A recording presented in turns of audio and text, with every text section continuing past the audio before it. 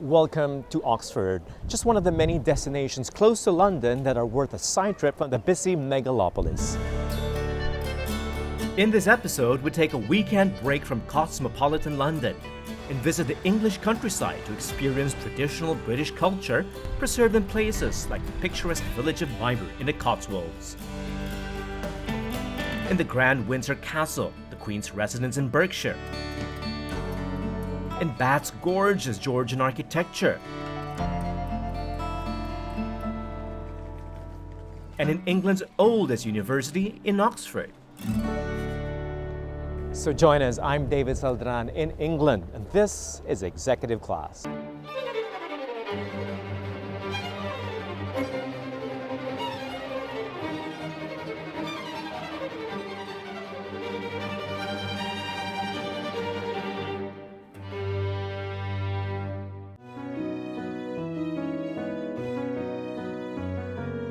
Our weekend break from London begins in what is probably the world's most famous university, Oxford.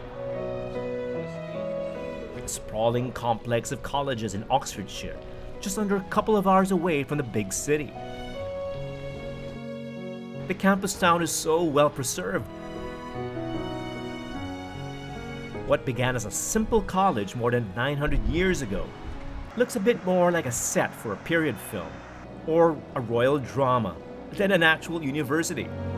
Which in a way it is, because Oxford's familiar spires, buildings, and streets have been featured in countless TV series and movies, from action flicks like 007's Tomorrow Never Dies to intense dramas like An Education.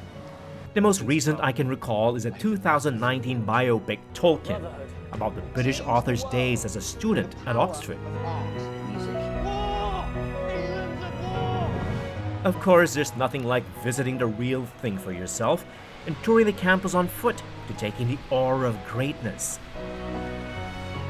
The legacy of the intellectual giants that once walked these same streets and taught and studied in these hallowed halls of learning. Although the colleges are independent of each other, they're situated and located close to one another.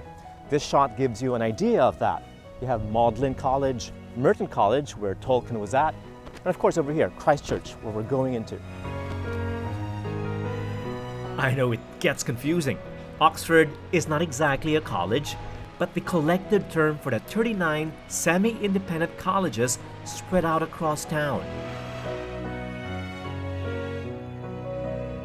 There are over 24 colleges in the University of Oxford alone, so covering them all in a single day is just impossible. So instead, we're going to focus on just one college, Christ Church College, which is the most magnificent of them all. It's even got its own cathedral.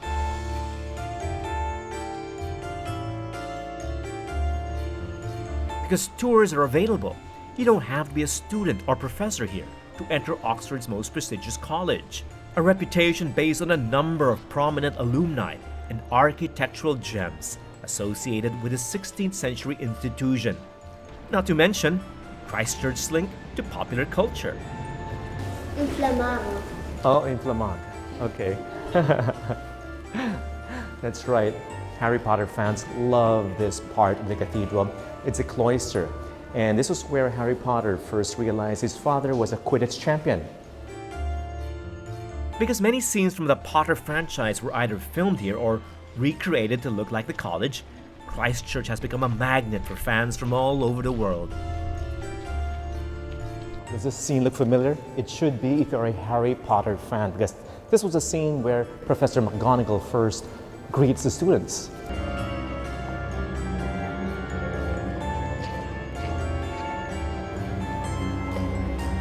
It's the same stairway. Welcome to Hogwarts. Sadly, the association with Hogwarts trivializes the importance of Christ Church in British history. The Great Hall might have inspired the hall where the fictional Dumbledore and Harry Potter dined, but that's nothing compared to the real people who actually assembled here. Men like Henry VIII, who founded the college. At one point, the hall even served as a parliament of King Charles during the English Civil War. This is the dining hall. of Christ Church College where men like Lewis Carroll and Albert Einstein died before. Amazing. And you'll see some of the famous alumni on the walls.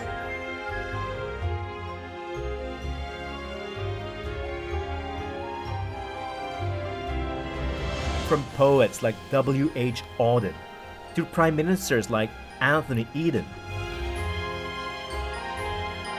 Indeed, Christ Church produced 13 British prime ministers, more than any other college. Notable men, and since 1980, women who walk these halls and for whom the bells of Christopher Wren's Tom Tower once tolled. So apart from this beautiful tower, this is the other highlight of the visit, the cathedral. It's the only university in the world with its own cathedral.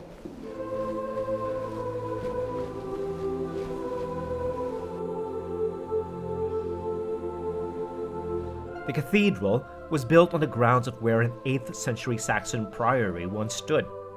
The architecture, the religious art, and the sacred relics mirror the evolution of Christianity in Britain, with Catholic, Anglican, and Enlightenment influences painted in glass and carved in stone.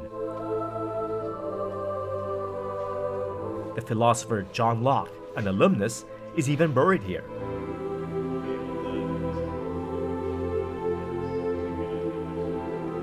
It's a paradox of sorts, a church within a thoroughly secular educational institution, a college that has produced England's leading bishops and scientists, its foremost religious scholars, and atheist thinkers. It's called academic freedom, a centuries-old tradition that continues to propel Oxford to the top of the list of the world's most eminent universities. Obviously, it's extremely hard to get into any of Oxford's colleges, and just as difficult to keep up with the academic standards. Gosh, as you can see, Oxford is such a beautiful campus. It's a miracle students get any work done here. Now, this is Radcliffe Square. It's one of the other popular meeting points on campus. It's also the location of one of its most famous landmarks, the Bodleian Library.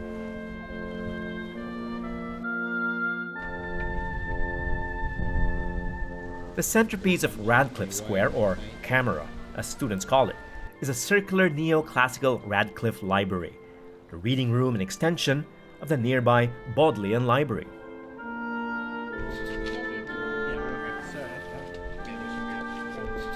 The library is perhaps the most famous symbol of the university and the ultimate spot for a photo opportunity.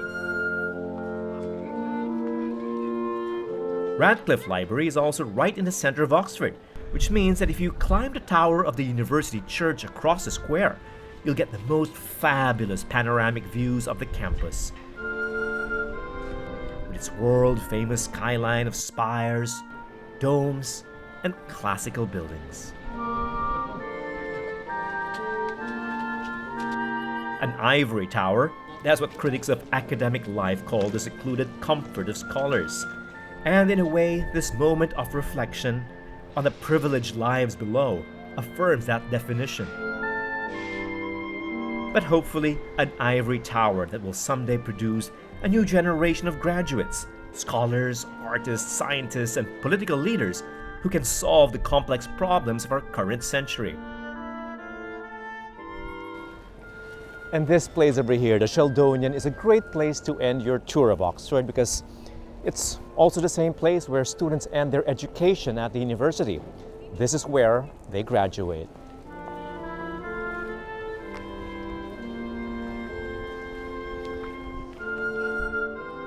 There's much more to enjoy in Oxford, of course, apart from world-renowned libraries and museums.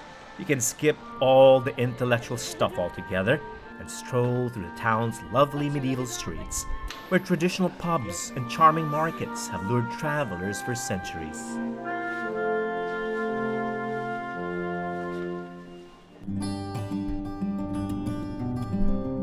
When we return after the break, our weekend getaway from London continues with more ways to experience traditional British country life, a visit to the Queen at Windsor, and a day in a gorgeous Georgian town, plus a walk with the Druids in Stonehenge, before ending our holiday in the most charming village of England.